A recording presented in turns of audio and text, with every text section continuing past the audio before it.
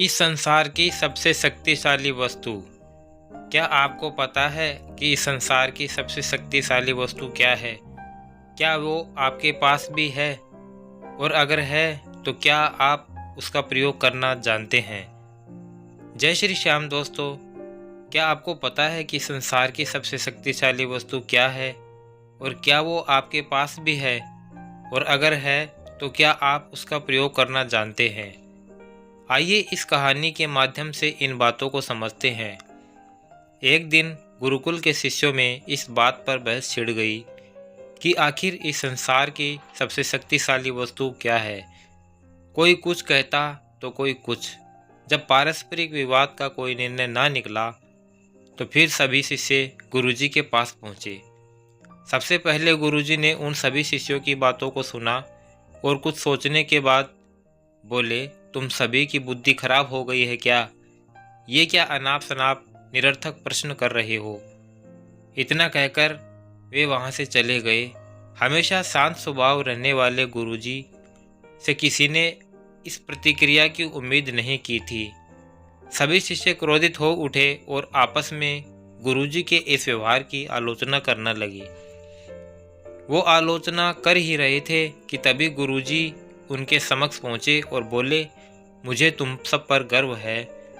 तुम लोग अपना एक भी क्षण व्यर्थ नहीं करते हो और अवकाश के समय भी ज्ञान की ही चर्चा किया करते हो। गुरुजी से प्रशंसा के बोल सुनकर शिष्य गदगद हो गए। उनका स्वाभिमान जागृत हो गया और सभी के चेहरे खिल उठे। गुरुजी ने फिर अपने सभी शिष्यों को समझाते हुए कहा, मेरे प्यारे शिष्यों, आज जरूर आप लोगों को मेरा व्यवहार कुछ विचित्र सा लगा होगा। दरअसल मैंने ऐसा जानबूझकर आपके प्रश्न का उत्तर देने के लिए किया। दूसरी कोई शक्तिशाली वस्तु नहीं है। वाणी से ही मित्र को शत्रु और शत्रु को भी मित्र बनाया जा सकता है। ऐसी शक्तिशाली वस्तु का प्रयोग प्रत्येक व्यक्ति को सोच समझकर करना चाहिए। वाणी का माधुर्य लोगों को अपनी ओर आकर्षित कर लेता है। गुरुजी की बातें सुनकर शिष्यगण संतुष्ट होकर लौट आए और उस दिन से मीठा बोलने का अभ्यास करने लगे। दोस्तों, हमारी बोली या हमारी वाणी बेहद शक्तिशाली होती है। ज़रूरत है इसका सही प्रयोग करने की।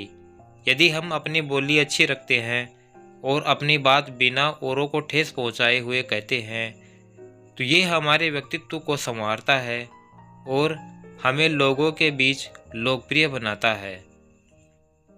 वहीं अगर हम नॉर्मल बात भी डिसरेस्पेक्ट या क्रोध के साथ कहते हैं तो ना हम ठीक से अपना मैसेज कन्वे कर पाते हैं और ना ही दूसरों के हृदय में अपने लिए कोई जगह बना पाते हैं।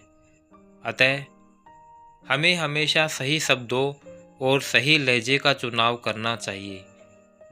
तो दोस्तों, ये कहानी भी आपको एक अच्छी सीख देती है, ऐसी मुझे पूरी उम्मीद है। आप इस कहानी को पढ़कर नीचे कमेंट बॉक्स में अपना एक कमेंट ज़रूर लिखें और साथ ही साथ चैनल को सब्सक्राइब कर बेल आइकन ज़रूर प्रेस कर लें ताकि आने वाली नई वीडियो की नोटिफिकेशन आप तक सबसे पहले पहुंच जाए।